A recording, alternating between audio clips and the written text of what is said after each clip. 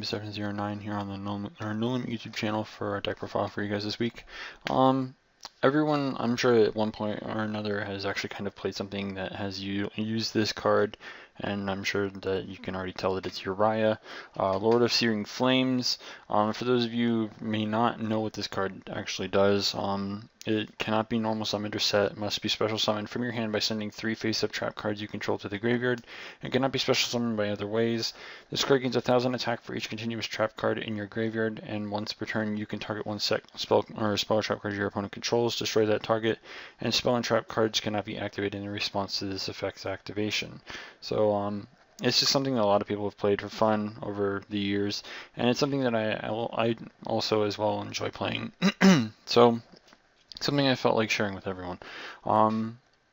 So I mean, there's a few interesting things that you can do with this. A lot of, like, not a lot, but there have been a few newer trap monsters also released over time as well. So yeah, let's just get into it, and I'll explain some of the card choices, and just go from there. So starting off with the monsters, however little they are, we have 2 Uriah, Lord of Searing Flames, and the final monster of the deck happens to be 3 Guardian Iados. We actually don't play anything other than Uriah for monsters, so playing Iados is basically always free. 2500 beat stick that just is free as hell. I mean, do I need to explain that all that much more than I already have? I hope I don't. Anyways, moving on to the spells, we don't run very many of these either. Obviously, it's a trap monster basically type of deck. So for spells, we play 2 Magic Planter, 3 Pot of Duality, and 3 Mystical Space Typhoon. Obviously, you want those spaces in there for people that actually do happen to still side things like Royal Decree. Trapstone is only like a 1-turn thing, which is usually always a pain in the ass, but it's still something you'll eventually have to deal with. But at least MST allows you to get rid of things like Royal Decree that could otherwise really, put a damper on this deck. Duality, you probably will be doing a lot of your special summoning on your opponent's turn, whether it be during their end phase or on a later turn. You don't obviously have to special summon on your turn all the time. So Duality is kind of there to just help you get to more key cards. So it's just that, and then of course your draw card, which is Magic Planter. You send any face-up continuous trap card you control to the graveyard to draw 2 cards. So, I mean, there's just that. 3 seems a bit much, and 1 seems way too little. So 2 seems just like the really beautifully fit number. Onto the traps, the whole whopping 27 of them. So starting off the traps, we have Tiki Curse. I'm going to actually kind of read off the trap monsters for people that don't actually know what they are. I'm sure that a lot of people know what the other traps in this deck are or what they do, so we'll just do that. So for Tiki Curse, you special summon this card as an effect monster, rock type, dark, level 4, attack 1800, defense 1000. This card is also still treated as a trap card, of course. Well, this card is an effect monster. If another trap card that is a monster battles an opponent's monster, after damage calculation, destroy that opponent's monster. So, kind of cool that you can just freely destroy monsters with it. Moving on, we have 2 Vanities, Heart and Soul, sort of with this deck. Imperial Custom, all of your trap monsters are still considered, or treated as continuous trap cards. So while they're in monster form, basically they're still being protected by Imperial Custom. So you have monsters that just cannot be destroyed. So that's pretty cool. Not to mention it protects all of your other continuous trap cards as well, whether they be monster or otherwise. So Vanities, kind of nice, and then of course, as you'll notice, we have Skill Drain in here as well as a few other things, so it's just kind of nice to have that. Moving on, we have Metal Reflect Slime. This one I shouldn't have to explain.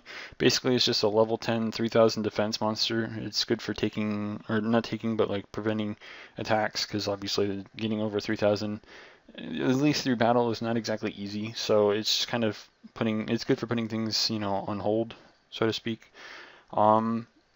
We also play 2 Embodiment of Apophis, I think that's how it's pronounced, or Apophis, something like that. We play 2 of these for one very specific reason. As I'm sure people already know, this card can only be played during the main phase, and you of course special summon it as a normal monster. The reason why we play this is because it's an Earth monster. It's kind of hilarious. This is the one way that you actually make one of the extra cards. It's a Reptile Earth, level 4, 1600 attack, 1800 defense monster. So, I mean, it's mainly just there just to be that Earth monster. Personally, like if I were to actually do like a side type of thing with this, I'd probably put in another Metal Reflect Slime like in the side deck or something over one of these, as well as maybe something else that I might need. So something to kind of keep in mind. It's mainly just there for that. I haven't tested with it as much, but it's kind of worked out for me, so it's something I felt like mentioning. Anyways, continuing on, we have 2 safe zones.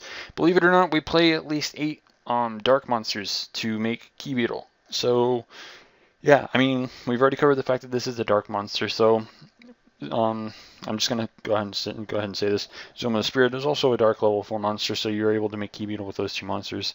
So yeah. Moving on, next trap monster that I actually might have to read off because someone might not know what this does. Special summon this card as an effect monster, rock type, light, level 4, 1000 attack, 1800 defense. Obviously, of course, still treated as a trap card while it's face up on the field. Well, this card is an effect monster. If another trap card you control that is a monster would be destroyed by your opponent's card, either by battle or by card effect, and sent to your graveyard, you can set it in the spell and trap card zone instead. So not only can you like chain this, like let's say they chain Mirror Force for some reason on one of your attacks, you can chain Tiki Soul, special summon it in defense position, and any of your traps that would have been destroyed by said Mirror Force would probably, not probably, but they would go into your spell and trap card zone. So I mean, it's kind of nice that you can kind of do something crazy like that. It's just a really nice, solid 1800 defense monster as well. It's really good. Of course, with Imperial Custom, it's kind of like, added protection, I guess, to some of your counter trap, or no, yeah, your counter traps, your continuous traps. Anyways, moving on, we have 2 anti-spell fragrance. We played literally 8 spells. Majority of the time, anti-spell fragrance is going to hurt your opponent more than ourselves. It's a really solid card. I mean, think of things like Shadal's, or you have to set your Shadal Fusion. Have fun with that. As well as, of course, a lot of other very key spells that, whatever. Plus, MST is a, quick play. Just set it and use it as a trap if you want to, quote unquote. Anyways, moving on, we have Zoma the Spirit. As I've already said, this is a dark level 4 monster. It special summons itself in defense position whenever it's activated as an effect monster. It's a zombie type, dark level 4, 1800 attack, 500 defense monster. And of course, it's also treated as a trap still. If this card is destroyed by battle, you inflict damage to your opponent equal to the attack of the monster that destroyed it. So you can run it into things, or if they're attacking, you can kind of scare them off from attacking, stuff like that. Otherwise, it's basically just there to be an 1800 beat stick that happens to be a level 4 dark. So, anyways, 2 skill drains. I mean, if you negate the ones that actually have an effect, that's fine. I'm whatever. I mean, they're basically still beat sticks, especially with Imperial Custom. They just sit there as really, decently powered monsters that can either take hits or just sit there and laugh because they can't be destroyed. So, I mean, there's that. And then the last one, and this is why Embodiment of Apophis' Earth attribute was relevant. Shapeshifter, for anyone who doesn't know what this card does, special summon this card as a normal monster. Fiend type Earth, or Tuner Earth, level 2 attack, or level 2 attack 0, defense 0. This card is also still treated as a trap, and you can only use 1 Shapeshifter per turn. So you have your little level 2 Earth Tuner, and you have a level 4 non-Tuner Earth monster as well. So you can make the Barkion with it. It's just one of those options that you can have. It's something I've been playing around with. It's kind of like a little gimmick, but it's something, again, if you want to switch out like the embodiment or something, it's good. Another cool thing about Shapeshifter is you can use it with Yados to make Leo. You can use it to, tune with like a whole bunch of other things and make other things as well. So, I mean, it's just, yeah, most of the time I end up using Shapeshifter for Leo, but you can obviously make other things as well. So that's what I'm kind of just getting at with that. Anyways, extra deck, and we'll be pretty much finished with this. Synchros, we have Leo, Keeper of the Sacred Tree. Again, you can use Shapeshifter with like level 8s and just make, Leo, of course. But yeah, 1 Scrap Dragon, 1 Stardust Dragon, 1 Goyo Guardian, because again, we play a level 2 tuner basically in the deck, and we have a whole bunch of level 4s. Barkion, again, something that I'm just kind of messing around with because Embodiment's Earth, and so is Shapeshifter. So if you don't really like those, you can change them out, but everything else is pretty solid, of course. I mean, like I said, if I wasn't playing these, I'd probably play a third of these and something else, maybe a third safe zone or something. Exceeds, we have Crazy Box. We do play Skill Drain in the main, and even if we don't, like if someone for whatever reason is either maining it in their deck, like Yang Zings or something, and they have it face up, we can still play this and have a 3000 beat stick that can attack.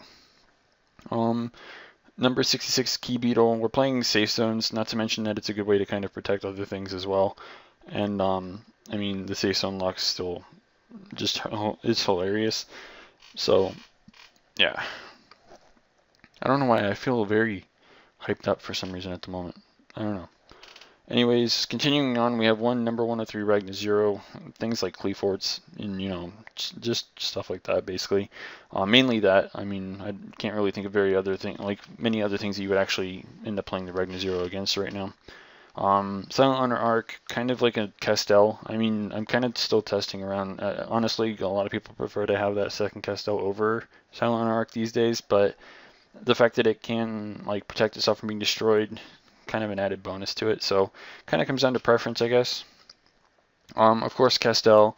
I do like Diamond Direwolf as well as one of the cards that we're gonna be getting to. Overlaying two of them, then destroying something with Uriah already on board or something.